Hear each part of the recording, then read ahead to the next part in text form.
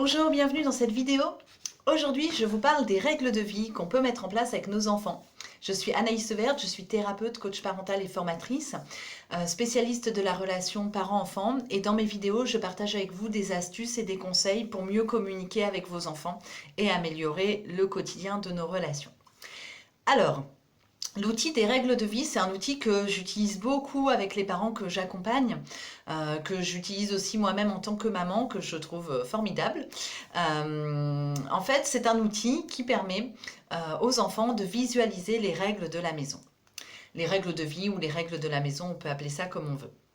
Donc, qu'est-ce que c'est? C'est tout simplement, on va mettre par écrit les règles, le minimum vital en fait dont on a besoin pour vivre ensemble.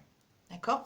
Alors, dans chaque famille, il y a des règles. En fait, dans la société, il y a la loi, et dans chaque famille, il y a des règles. Ok? Alors, elles divergent peut-être un peu d'une famille à l'autre, ok? Mais il y a quand même des fondamentaux généralement, hein. L'interdiction de la violence, l'interdiction de crier, de se dire des gros mots, le fait de ranger, enfin tout ça, voilà, c'est des thèmes un peu récurrents qu'on retrouve partout et qu'on retrouve dans la société aussi.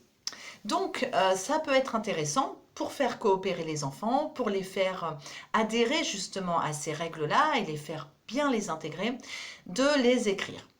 Alors, donc dans le processus que moi je propose, il s'agit de se mettre ensemble avec les enfants à table, dans un moment convivial.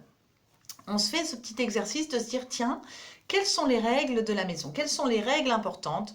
Quelles sont les choses qu'on doit faire et les choses qu'on ne doit pas faire pour que ça se passe bien la vie ensemble? Et puis donc, on laisse les enfants dire ce qu'ils pensent. Alors, on peut faire cet exercice-là à partir de 3 ans à peu près. 3 ans, c'est un bon âge. C'est aussi l'âge généralement où les enfants entrent à l'école.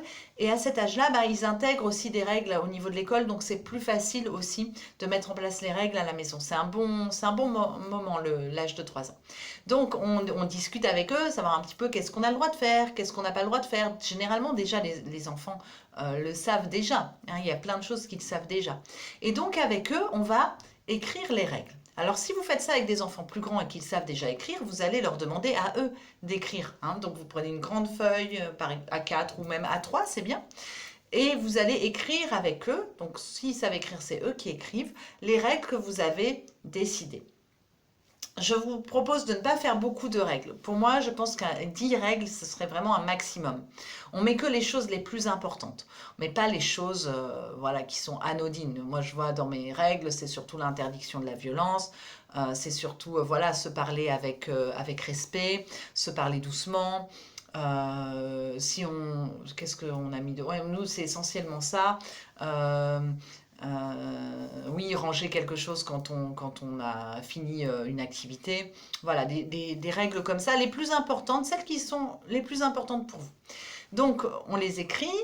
On peut faire aussi des petits dessins. Vous pouvez vraiment en faire une activité créative de ce moment-là d'établissement des règles. Des petits dessins ou des images que vous avez imprimées ou découpées. Et puis ensuite, une fois que vous êtes tous d'accord, on signe les règles en bas. Ce qui est très important dans la formulation des règles pour que ça fonctionne bien, c'est de formuler ça en des termes positifs. C'est-à-dire dire plutôt l'action attendue plutôt que l'action interdite. C'est pas toujours facile, mais on peut y arriver en disant par exemple je parle avec respect. C'est-à-dire que ce qui est sous-entendu, c'est je ne dis pas de gros mots ou je ne crie pas. Je parle doucement au lieu de je ne crie pas. Donc essayez de le formuler en positif, ça c'est toujours pareil, c'est parce que le cerveau a du mal à analyser la négation, surtout chez l'enfant, c'est trop compliqué. Donc il vaut mieux mettre l'accent sur le comportement qui est attendu. Des phrases simples, des phrases courtes, en positif, et puis alors aussi des comportements précis. Parce que une fois, enfin ça m'est arrivé plus d'une fois d'avoir des parents qui mettaient dans leurs règles, je dois respecter, donc ça s'adressait à l'enfant, je dois respecter, je dois obéir à papa et à maman. Donc ça, pour moi, c'est pas une règle, ok? Ça, c'est pas une règle, là, c'est la dictature. Je plaisante, mais non, c'est pas assez précis. Et puis, on peut pas demander à quelqu'un d'obéir tout le temps, tout le temps, tout le temps. Enfin, je trouve pas que ce soit vraiment super constructif. Non, l'idée, c'est plutôt de dire, voilà, quels sont les comportements. Un enfant n'obéira jamais complètement tout le temps. C'est quels sont les comportements attendus, quelles sont les règles à respecter. Voilà. Et donc, une fois que ces règles sont rédigées, eh ben, l'idée, c'est de les accrocher à un endroit de la maison, un endroit stratégique. Donc, je sais pas, un endroit où on est souvent, soit la cuisine, soit le salon. Un endroit où tout le monde passe et de s'y référer. Parce que le travail n'est pas terminé. Si vous mettez en place des règles, il ne faut pas s'attendre à ce que vos enfants, d'un seul coup, les respectent. Alors, c'est un peu paradoxal, hein, mais bien sûr, ils vont avoir plus envie de les respecter s'ils y ont été associés, si ça a été discuté, s'ils comprennent pourquoi, hein, puisque toute la discussion, elle sert à ça aussi, leur faire comprendre pourquoi on met en place ces règles-là, pourquoi c'est important, à quoi ça sert. Ils l'ont signé, on l'a tous signé, nous aussi les parents, et donc maintenant, donc il y a plus de chances que les règles soient respectées. Mais toutefois, il y aura des moments où ils vont transgresser les règles, c'est normal, ce sont des enfants. Donc, ils sont en train d'apprendre. Donc, l'idée, c'est que quand l'enfant ne respecte pas la règle, simplement, on peut l'emmener devant la fiche des règles et lui dire, tu vois, là, tu te souviens de la règle c'était quoi? On la relit ensemble, tu vois, voilà, la règle c'est ça. Et donc, petit à petit, il va y avoir une intégration de ces règles, hein. Mais donc, c'est important au début, vraiment au début, puis même ensuite, de les faire vivre.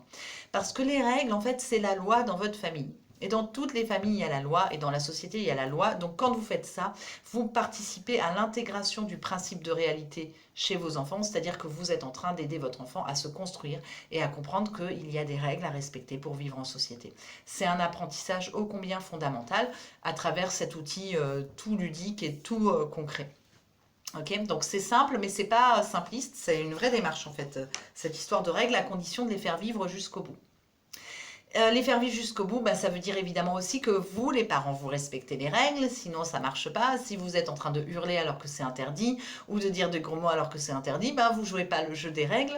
Donc, si vos enfants vous disent, maman ou papa, t'as pas respecté la règle, ce sera de bonne guerre.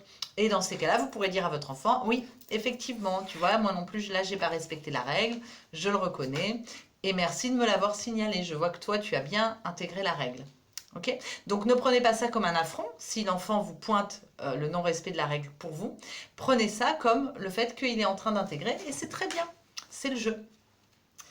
Voilà, donc je vous invite vraiment à mettre en place ça chez vous, surtout si vous avez des problèmes de coopération avec vos enfants. Quel que soit l'âge, on peut le mettre.